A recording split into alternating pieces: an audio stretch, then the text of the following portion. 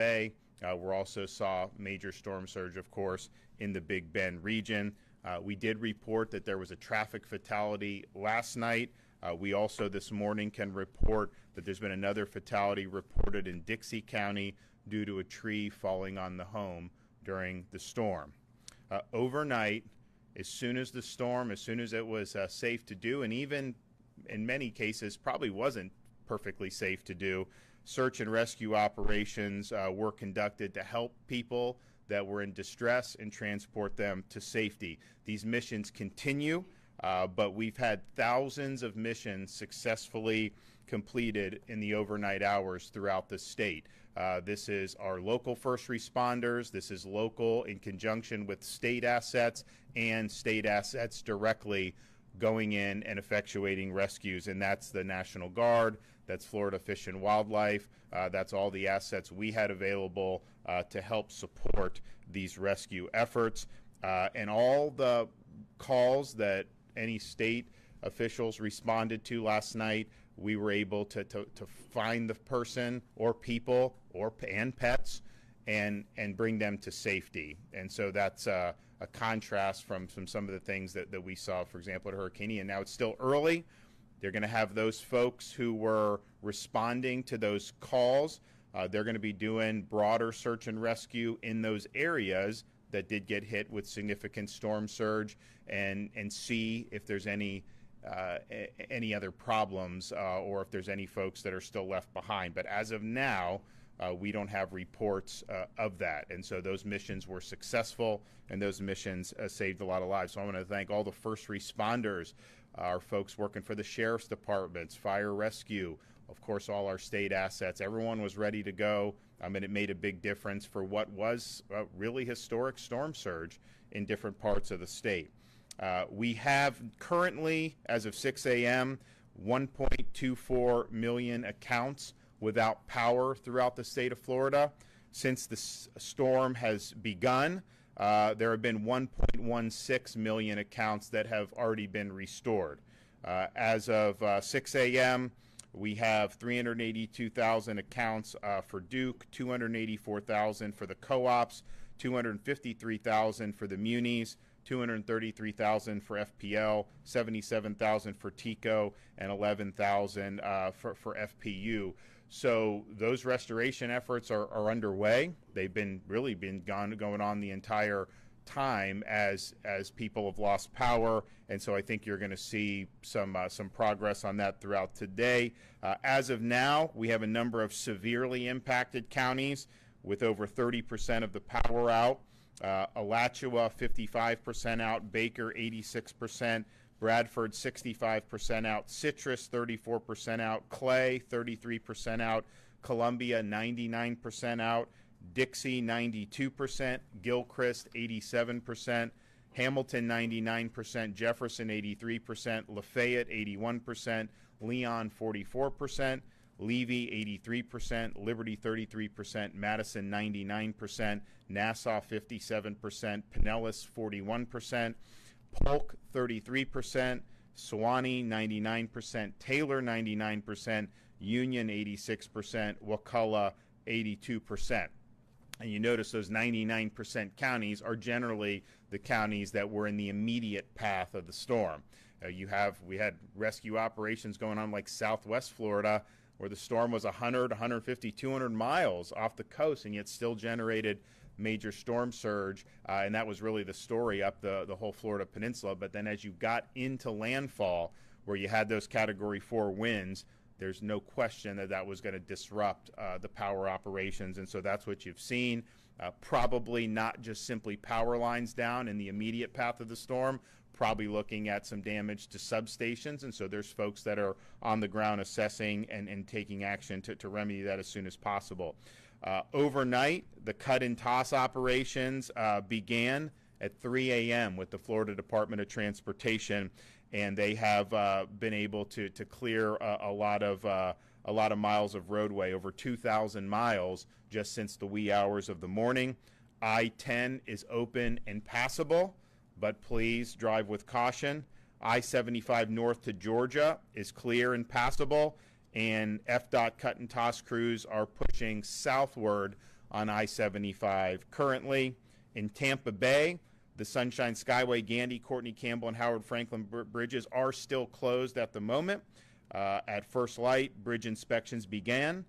There are reports of some mapping applications not marking those bridges as closed, but as of right now, please choose alternative routes. Those bridges are going to be inspected and open in due time, and I know Jared and his team are working really hard to do that. The Sunshine Skyway is open to first responders and emergency personnel. Please listen to local law enforcement's directive on that. In Southwest Florida, Sanibel Causeway had a washout that's currently being repaired by FDOT, and we expect that to be okay relatively soon. 470 crews are active in the field, and as I mentioned, have cleared over 2,000 miles of roadway, and this was starting at 3 a.m., so they were ready to go, and it's made a difference. 129 bridge inspectors have been dispatched at first light, and they are currently inspecting the bridges in the impacted areas. Airports. Following airports have suspended service but are anticipated to resume operations at some point today.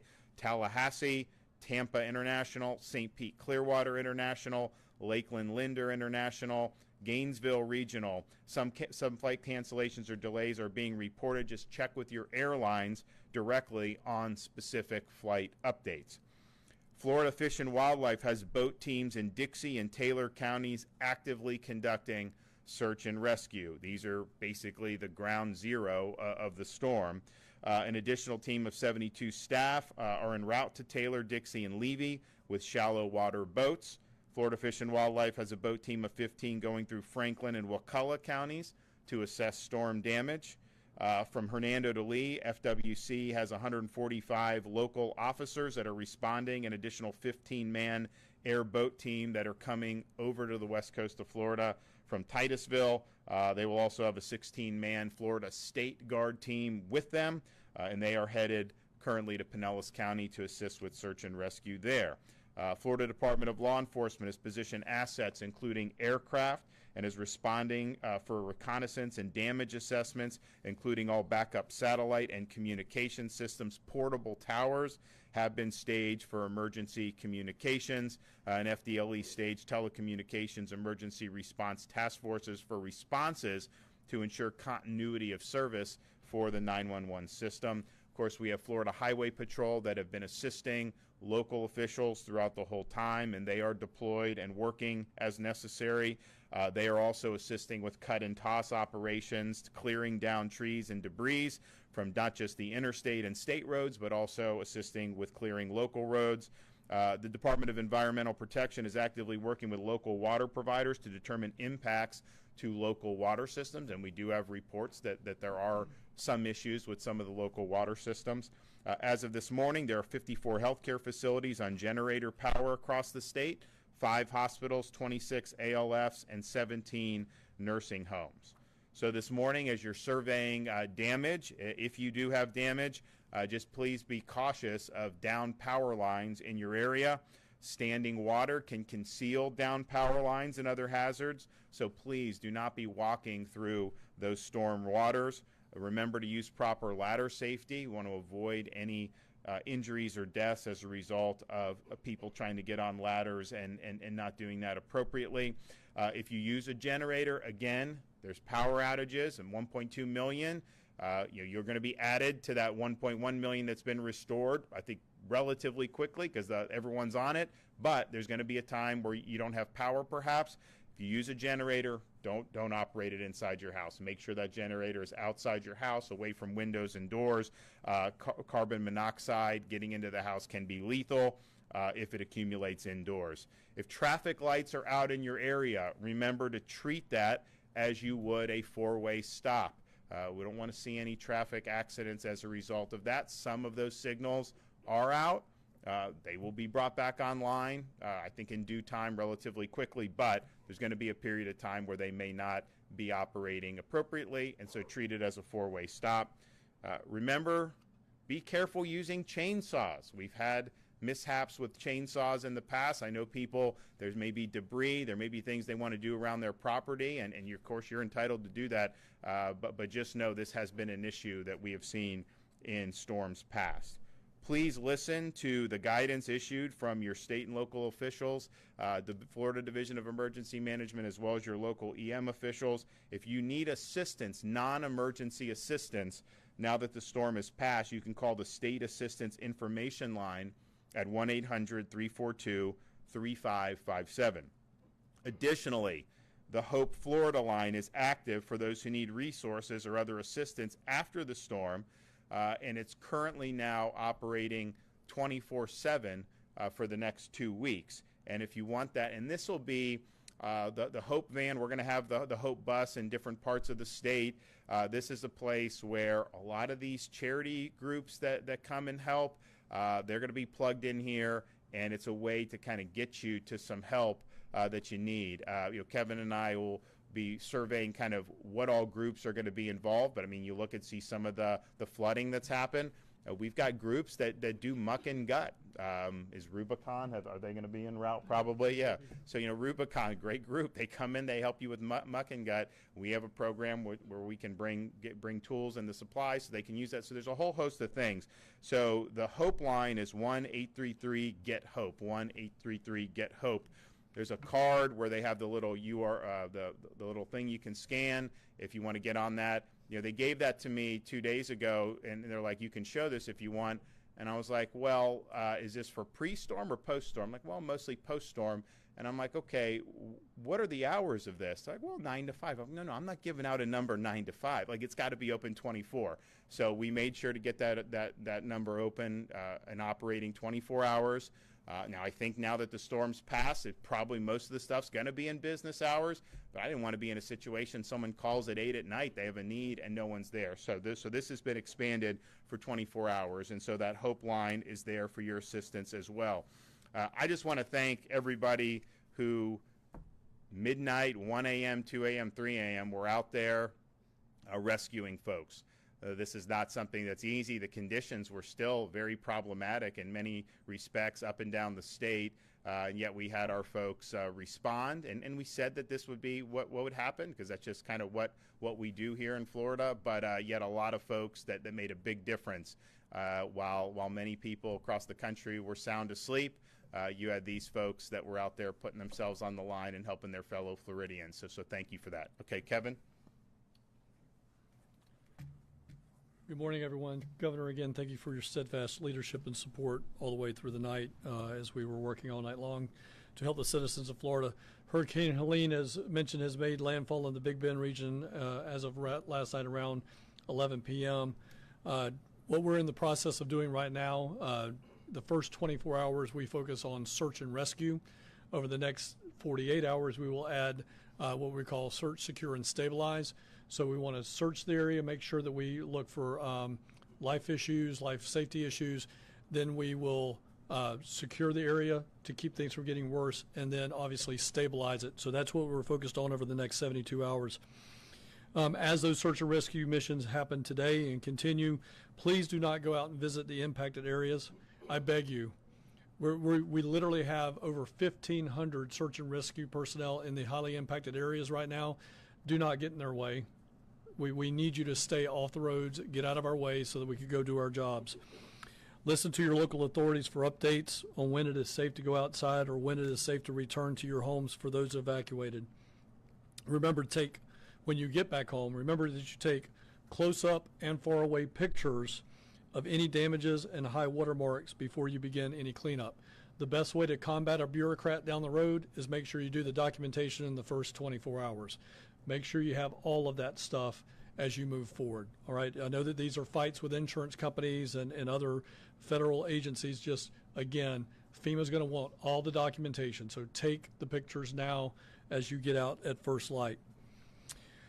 If you are beginning the cleanup process, be sure that you're wearing the appropriate safety gear. Again, you heard the governor talk about the use of chainsaws, the use of ladders, things like that. Folks, please, I know it's not fashionable, but wear your safety goggles, wear gloves, wear a hard hat. Just please make sure you're being safe if you're out there operating.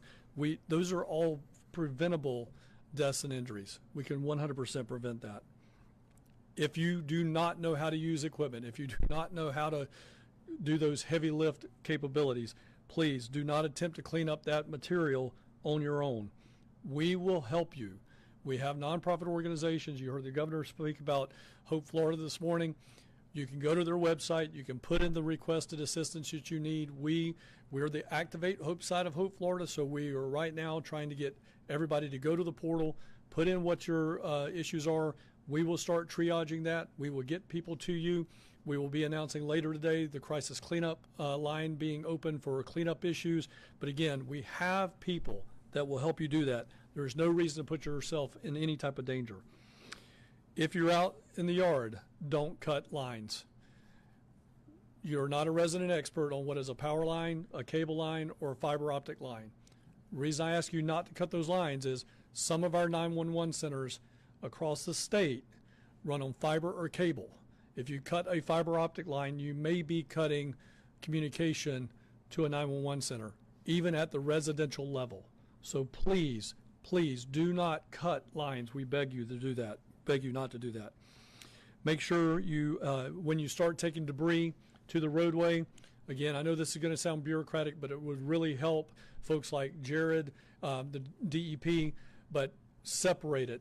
If you can separate the vegetation from the white goods, the appliances and the furniture and stuff like that that's coming out of your house, and also separate the household chemicals that may have spilt, like your bleaches and fertilizers and things like that. If you can separate those into 3 distinct piles, it would certainly help the cleanup process as we get in there and start taking care of those issues. Please make sure that your debris does not block any roadways. Please do not do that. If your power lines are down, again, we've already told you do not go and put stuff at the power lines. Hold off on cleaning the debris until the power lines can get to the power line companies can get to the power lines. They need to have access to that right away. So just hold off on it just a second. Let the power crews get in there and do what they need to do. Then bring that stuff to the right of way, but do not block the road. Even though the storm has passed, the roads are still dangerous due to flooding, debris, and potential down power lines. Please just do not risk going anywhere that you cannot see what's going on the roadway. I'm going to let Jared talk much more about road and roadway infrastructure. Again, as the governor has already said, Hope Florida is open 24 hours a day. We're going to be announcing crisis cleanup a little bit later today for assistance after the storm. You can also call our state assistance information line. What is the difference there? Hope Florida crisis cleanup, I need help. Cell line, the state of assistance information line, I just need information. I need to know which way to go, do this or that. That cell information line, just to get information, 1-800-342-3557. Of course, you could go to the Florida Division of Emergency Management's website at floridadisaster.org, and specifically for the updates, add a /updates so that you get the latest and greatest information. Also, we post all of this information to include our updates on X and Instagram at FLSERT, that's at Florida CERT, and then on Facebook at FDEM, that's at FDEM. Governor and John, Jared, and the entire, and as I close here, thank you, sir, for everything you did into the wee hours of the morning.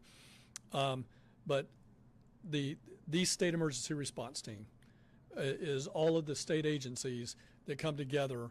It's nonprofits. It's everybody that you see sitting on that floor behind me, and then extensions to tens of thousands of people out in the field. And last night at 11:30, midnight, they went into action, and as the governor said, saved thousands of lives. And, it's an honor to lead this team through this type of stuff. And I just cannot say thank you enough to the state emergency response team, our partner agencies, our partner nonprofits. They are truly the tip of the spear. So, again, thank you to all. All right. Thank you, Governor, for your leadership. Yep. Thank you, Kevin. As you heard from the governor and Kevin, we've had thousands of people working through the night. We've already begun our damage assessments, and we're pushing into the impacted areas in those rural communities to do cut and toss. We started at 3 a.m. clearing the interstate, I-10, I-75. Those crews worked all the way through the night. And as you heard the governor mention, we're happy to say that I-10 and I-75 are both open. Tampa Bay did experience significant storm surge. You heard the governor talk about the causeways and the Skyway Bridge. We have crews, FDOT crews and contractors out there working right now to inspect. Some of the causeways were underwater, so we have to inspect those, make sure they're safe to pass, affect any repairs to damage that might be out there, and also clear the roads of debris. So we currently are out there working. We're going to get those open as soon as possible. In Southwest Florida, we also had a lot of storm surge. All up and down the West Coast, we had a lot of roads underwater. When roads go underwater, it can be very dangerous. If you are out driving around, those roads are still underwater. Please do not drive through water. It can be very dangerous. You don't know what's going on underneath the water. 470 crew members are deployed to perform cut and toss. We've already cleared over 2,000 miles of roadway, and as I mentioned, we're pushing into those impacted areas of Taylor, Levy, Dixie counties, and all through that storm impact zone. And we're going to be removing vegetative debris. There is a lot of vegetative debris. There's a lot of debris in the roads. Trees can be wrapped in power lines. Please do not get out there and start trying to do things on your own if trees are wrapped in power lines. We send our crews out with utility companies to make sure those lines are de-energized so that we can safely remove that debris from the roadway. Our bridge inspectors are out working right now. This is one of our main missions right after the storm passes through, is to inspect all of our bridges, do damage assessments, start any repairs that are needed, and clear those bridges so that people can start to move around again. What's most important is supporting that search and rescue life safety mission, which is why we're allowing emergency vehicles to drive over Skyway right now. But there is debris even along those causeways, and so we still have a lot of work to do. We're assessing traffic signals right now. We have generators, and we are actively deploying those for traffic signals that are out. If you come up to an intersection and a traffic signal's out, please treat that like a four-way stop. Be very mindful that there could be traffic coming from every direction. For traffic info and road closures, please use fl511.com. We've heard a lot of reports. We've seen the navigation apps have not had up-to-date information. fl511.com is our website. We are actively updating that minute by minute with our regional traffic management centers. We have 10 across the state. They work around the clock, and we have technology deployed. We're continuously collecting data. fl511.com is your place for accurate traffic information. You heard the governor talk about the airports. All of our airports do plan to open back up to air operations today. There was a lot of storm surge with our seaports, specifically in Tampa Bay. They plan to get Seaport back open as quickly as possible. They have to inspect the channel, but their fuel operation will be back up and running within the next few hours, and they have been moving fuel all through the night. So they've had a very successful operation there. Again, Governor, thank you for your leadership. I'm very honored to be part of this emergency response team. We've been working all through the night, and we have a lot more work to do, and we're ready to get it done. Thank you. And I think people that have followed, the storms in recent years are not unfamiliar with the track that this one took, because it's similar to what was done with Idalia in 2023, and it was similar to Debbie earlier this year. The early reports and so you have a lot of those Big Bend counties. This is the third storm that they've dealt with in 13 or 14 months, and that's not easy to deal with. And then the early reports we've received is that the damage in those counties that were really in the eye of the storm has exceeded the damage of Idalia and Debbie combined. So we have, as I mentioned, a lot of folks that are on the ground there, in the water there, working on search and rescue. That will continue. That's going to continue across the state today to make sure that people are safe and that we're protecting life and limb to the extent that that's something that's still threatened. Look, we've reported 2 fatalities. I pray that that's it, but I also know this was these were hazardous conditions, and so they're going to be doing this. They're going to be on the ground, particularly in those Big Bend areas that got the direct impact, and I know that they're going to work hard. But this is some serious damage there, and it's one thing to have to deal with really major damage, but then when you've already been rebuilding from one and then this, that takes a toll, I think, emotionally and mentally as well. So keep those folks in your thoughts and prayers. We're going to have a lot of assistance that's going to go down their way, but the reality is that this is something that was very damaging. Now we're really, I mean, 12 hours away from, not even that, from when this made landfall. There have been people that have been working really this whole time on these operations. Those operations are going to continue, as Kevin said. We'll be doing more things for stabilization, but we will definitely be focused on making sure everyone's safe, making sure that the roads and the bridges are open, people can get around, and then make sure the power is restored and other services are restored. And we expect to see a lot of progress on that very soon. Okay, yep. Governor, I know you mentioned the 2 fatalities, and you hope that that number doesn't grow, as we all do, but does it give you any hope that, at least in these initial moments, it is only 2 at the moment? I mentioned all the rescue operations that were done, somebody had called in, mostly probably 911, and folks go, whether it was local, state, or a combination, and the folks that called were found and were safe and were brought to safety. That is different than, say, Hurricane Ian, where you had some folks that didn't, a lot of people that stayed behind, didn't evacuate, and then you had monster surge, and it was this type of thing where they just couldn't survive it. And so you had, unfortunately, a lot of those missions were going, and the people had passed away. So we didn't have that so far. Not saying it can't happen. Not saying when you get into Keaton Beach and some of these areas that you won't see that. It's possible. But I was just glad to hear that these rescue missions have been successful. And these were not easy missions all the time, because you're trudging through some hazardous stuff. We had boats out with Fish and Wildlife. We had helicopters out with Florida National Guard. The local first responders were marshaling all their assets to be able to go. So they made a really big difference, and we're pleased that those were successful efforts. But they're ongoing, and there's going to be, as I mentioned, if there was a certain part of the state where there were calls in and they went and they found the folks, brought them to safety, great, but there may be other homes there or other structures that they didn't necessarily get a call from. Well, they're going to go and check those today, and they're going to go to see. And it may be that they find something, hopefully not, but that's where they are. But they were successful in these very quick response. And we always say, if you stay behind, just understand you may not get immediate response if it's very dangerous, because a sheriff or National Guard leader, they're not going to want to send people in if that's going to cause casualties or run the risk of that. But I think what you saw is, I think a lot of people did go out in hazardous conditions.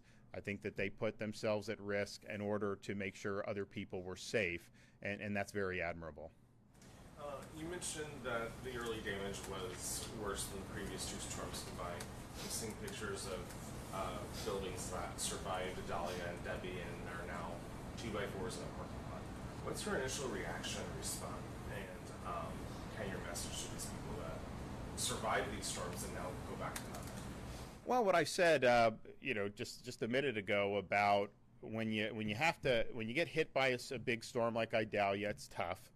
And then to have Debbie come, it's like, well, we're trying to get back on our feet. And when you have a major hurricane, it's not something that just is done in 6 weeks. I mean, there's things you do immediately, of course, but there's a longer-term rebuild that happens.